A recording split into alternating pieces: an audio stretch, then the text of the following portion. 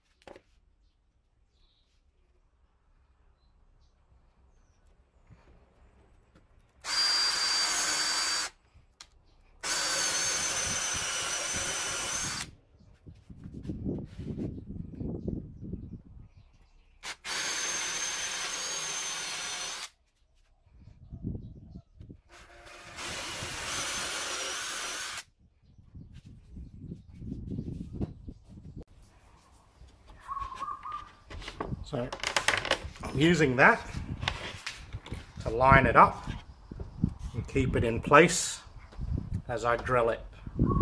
So those two will stop it from sliding around. So I took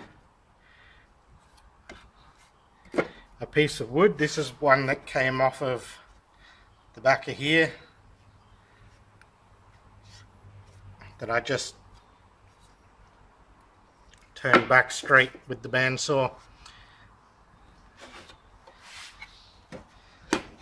And I just marked out some lines.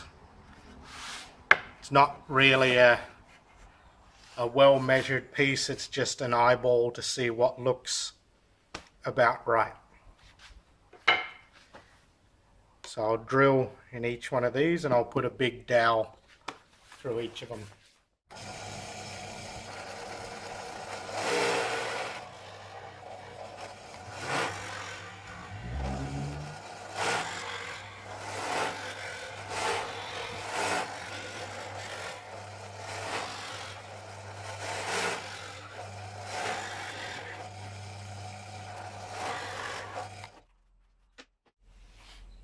So there we go, we've got a nice assortment of holes, and I'll get to finishing the inside of these now that all the holes are ready.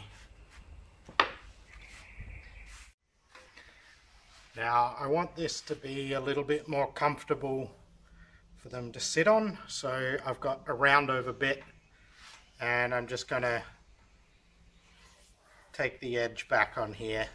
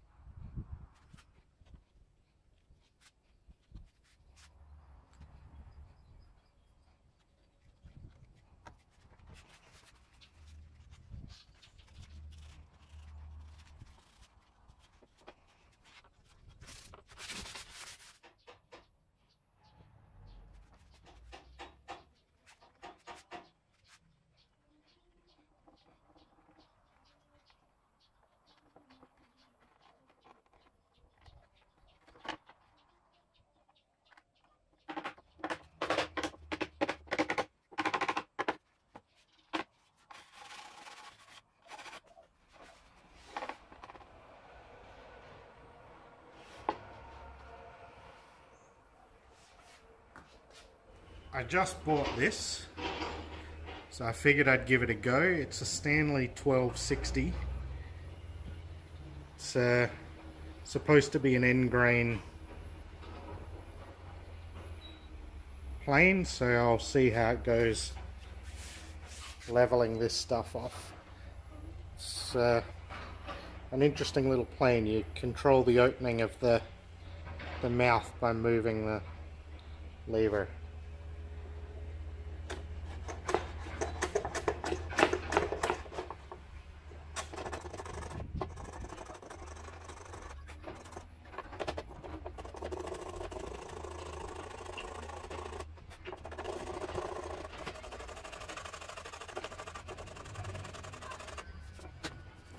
Yeah, so it's not too bad. It does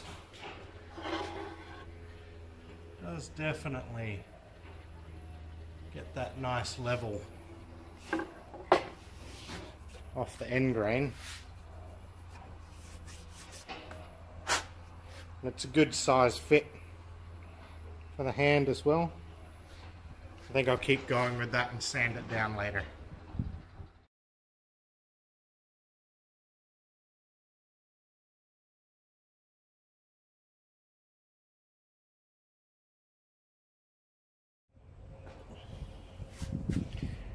So I've got two equal lengths of rope. They weren't measured precisely, they were just cut alongside each other, but that's okay, it won't matter. But what I'm going to do is we're going to fold them over in the middle.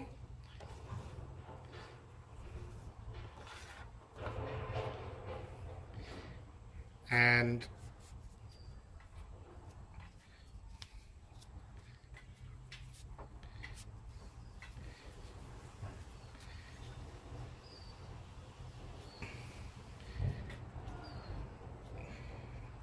it's going to tie them off like that.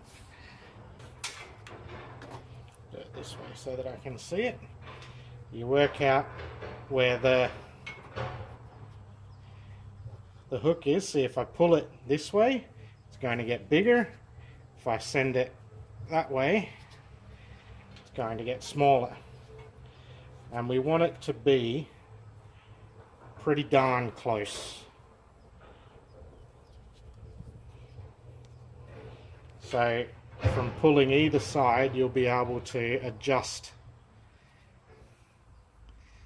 the length ever so slightly until it's where you want it. Then you're going to end up with these ends down here, and what's going to happen is these are the points that it's going to be hung from, and each one of these will go either side to the chair, and I'll show you how to do that now. So for this one, like I said, one through the top, one through the bottom, and all you have to do is tie it off into a knot.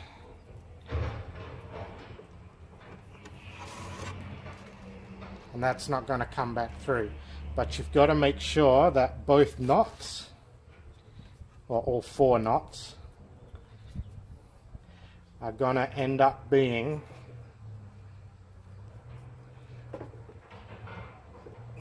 again only roughly a few millimeters isn't going to matter, but they've got to be the same size or it's not going to hang straight. So I'll get to it on this side.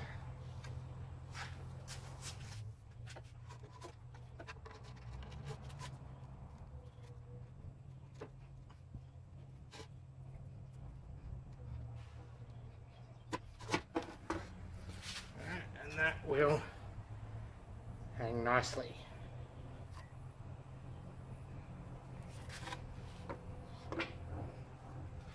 Once the dust settles. Now this is not going to go here. This is designed to be hung from a different area, but you can see how it would hang on to whatever you attached it to, like this. And any errors in how it hangs are adjusted by tightening or loosening these here. There you go. Hope you liked it. If you did like it, click that subscribe button, do all that sort of stuff, and hopefully I'll see you in the next one. In the meantime, have fun making things, guys.